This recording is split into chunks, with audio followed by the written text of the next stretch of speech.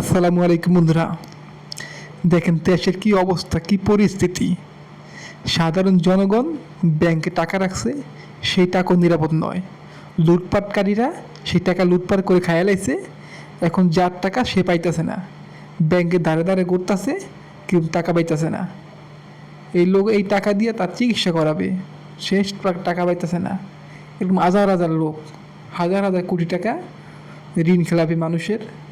তারা ব্যাংক কর্মকর্তাদের দায়িত্ব নিত, তাদেরই তো। এই এখন যে গ্রাহকরা টাকা চাইতেছে, টাকা দিতে পারতেছে না, এটা দায় কার? তাদেরই তো এটার দায়। এবং সরকারকে তো কঠোর হতে হবে। সরকারকে এই ব্যাংকগুলো যেন ভালোভাবে চলে সেই ব্যবস্থা করতে হবে। সেই ব্যাংকগুলো সে লুটপাট না করতে পারে। লুটপাট করে এক টাকা, ব্যাংকের টাকা, এত জনগণের টাকা আমাদের টাকাতে লুটপাট করে, বিদেশে পাচার করে। তো সরকারের এর দিকে নজর দিতে হবে আরও বেশিভাবে। আর যারা লুটপাট করছে তাদেরকে আইনের আওতায় আনতে হবে, তাদেরকে সাজা দিতে হবে, দৃষ্টান্তমূলক সাজা দিতে হবে।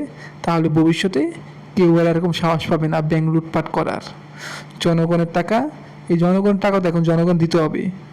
এর কারণে এর জন্য সরকারকে উদ্যোগ নিতে হবে এই জনগণের টাকা জনগণকে ফিরিয়ে দেওয়ার জন্য।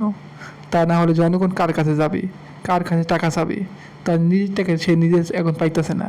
তাহলে তো জনগণের এই ব্যাংক থেকে আস্থা উঠতে দেবে গা। তাহলে তো একটা দেশ একটা সংকটের ভিতরে পড়বে। তো সরকারের এই বিষয়ে দেখা উচিত। ধন্যবাদ।